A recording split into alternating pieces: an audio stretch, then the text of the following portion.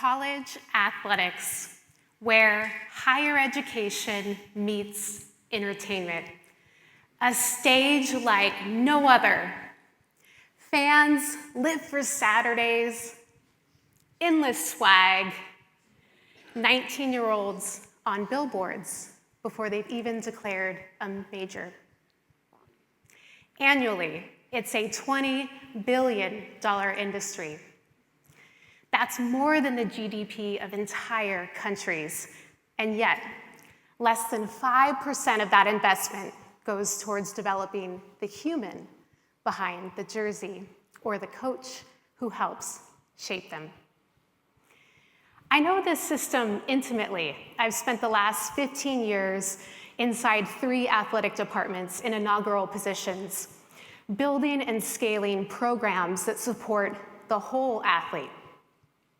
My PhD research examined differences among high and low performing athletes, and I have the lived experience as a former first-team All-American softball player. In college sport, the measure of success is winning games. Winning games drives multimedia rights deals. It drives conference realignments, like the loss of the Pac-12. Coaches and athletes learn to validate themselves with their stat line. Today, I want to expand our measures of success in college sport and demonstrate that when we develop the whole human behind the athlete, we not only help them reach their potential, but we also impact the bottom line of winning. This is bigger than sports because whether you're in a boardroom, a classroom, a hospital, or a home, we are all required to perform in different capacities. And we all have the opportunity to be curious about how we evaluate success. Let me give you a sports-specific example. Last fall, ESPN came to our campus for College Game Day. It was a 3-hour commercial for the University of California, Berkeley. We gave ESPN our best stories about the athlete and the human. Our star quarterback, who trained his mindset as often as his arm and went from a 2-star recruit to a 4-star athlete. A Heisman Trophy hopeful who launched a literacy challenge for underrepresented youth. Record-breaking graduation rates. Not 1 second aired. Not because the stories aren't great, but because we're in a system that celebrates what teams win and not what athletes become. College athletics is like a Lamborghini. It's sweet, it's celebrated, it's powerful and sleek, and it's a part of our society. And right now, this Lamborghini's gas tank is empty. Athletic departments are bleeding cash.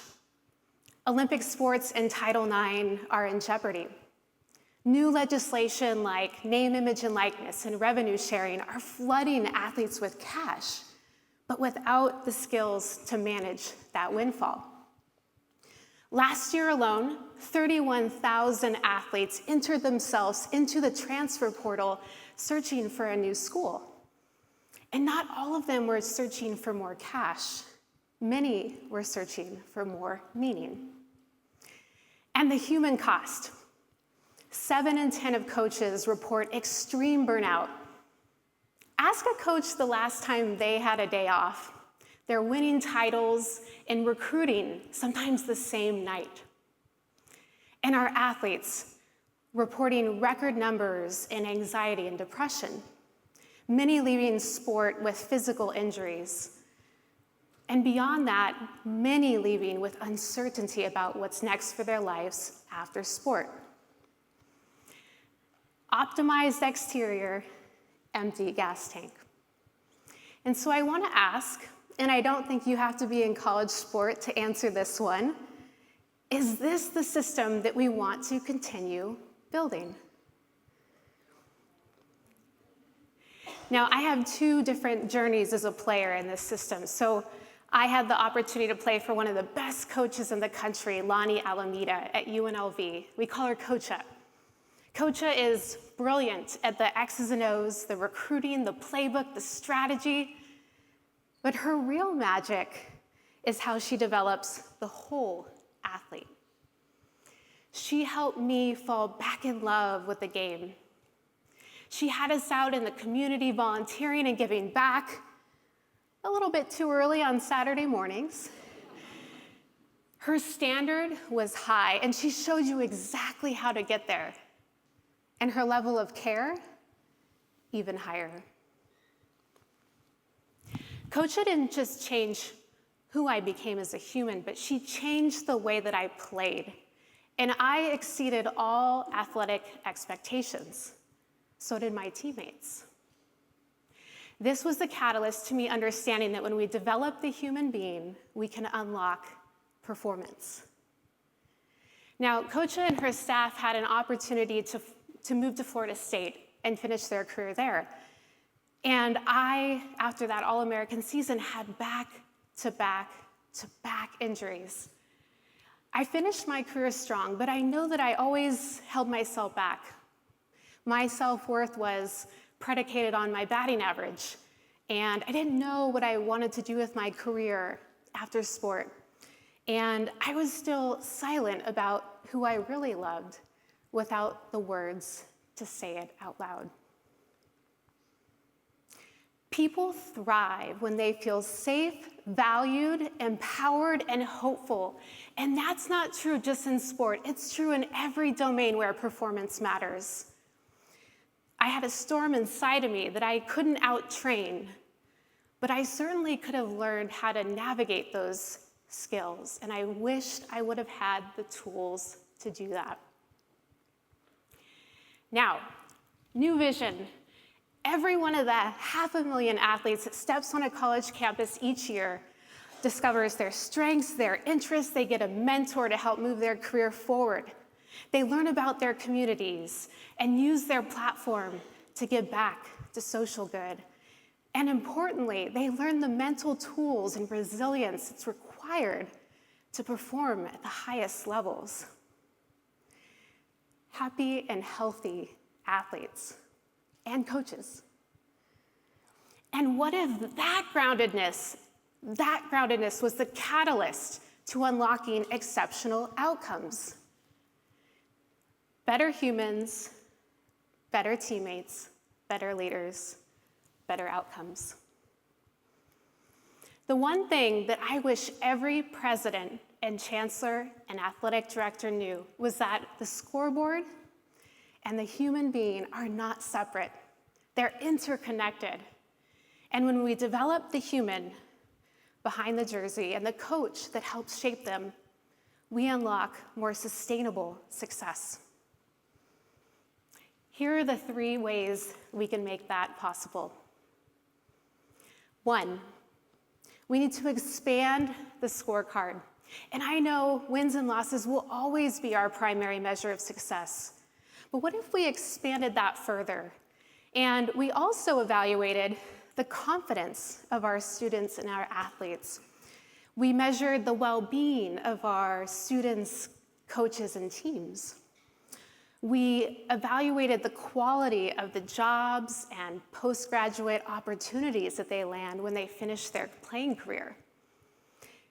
And we measured the transformational outcomes that occur when our athletes are out in the community giving back.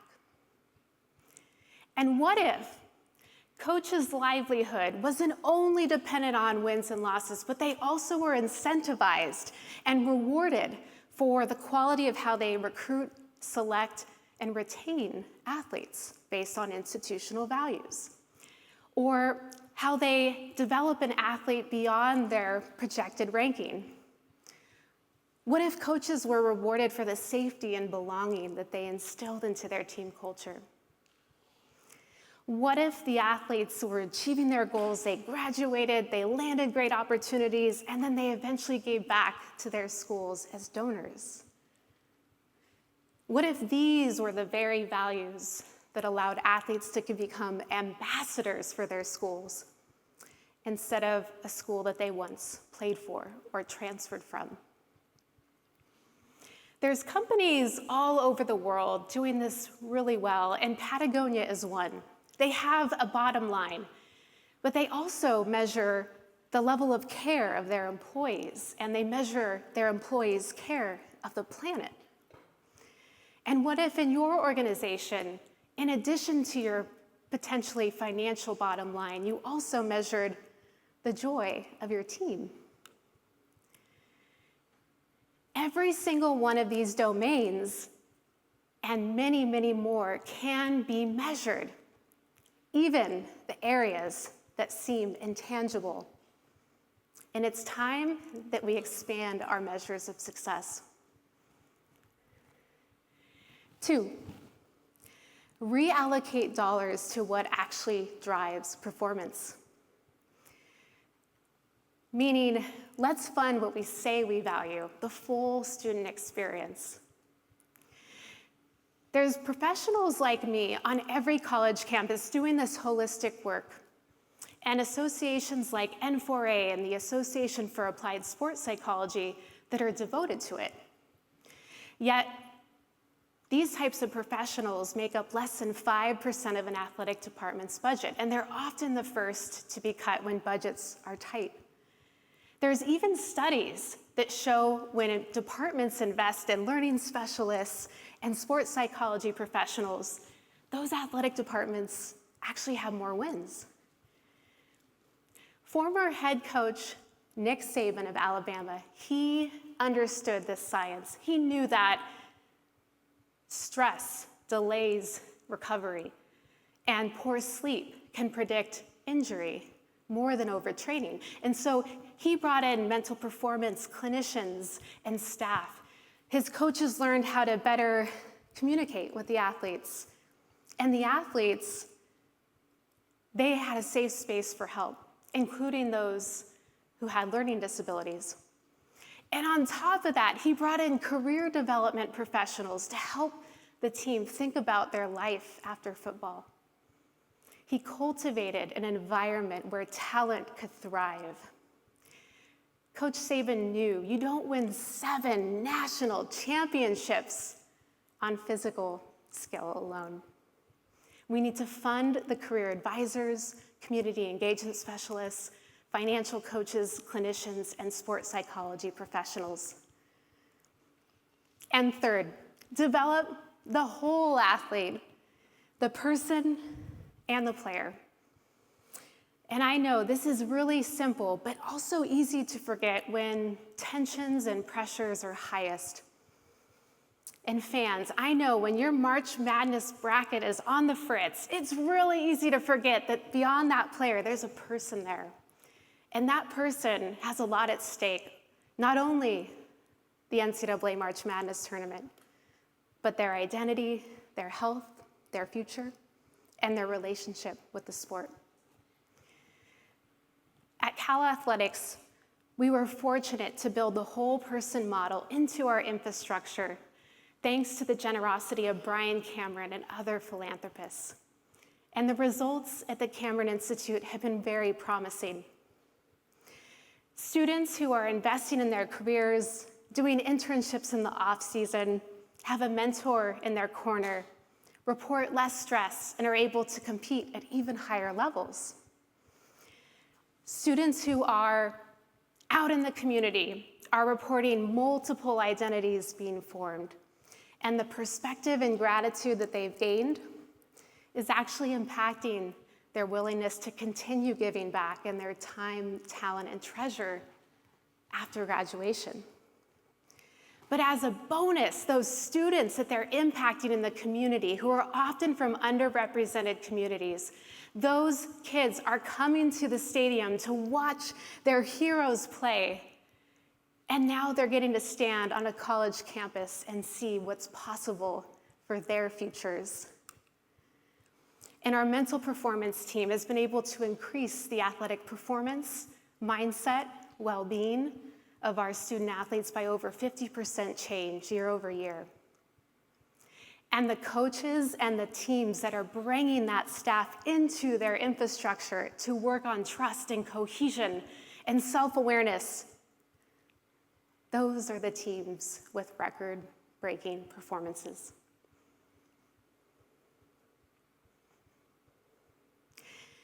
Case studies by Gallup, Deloitte, and the ROI Institute show similar results.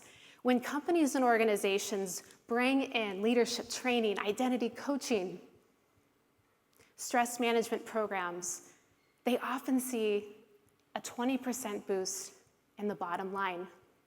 This is worth the investment. Whole person development. It's Iowa's Caitlin Clark, who worked on her character development as often as her three-point shot. It's USA's Simone Biles, who was the model of vulnerability and returned to her sport greater than ever. It's UCLA's John Wooden, who didn't talk about winning as the outcome, but the life principles and the tactics that actually created a dynasty. It's Lonnie Alameda, developing the whole person and unlocking exceptional performance. The Ted Lasso effect.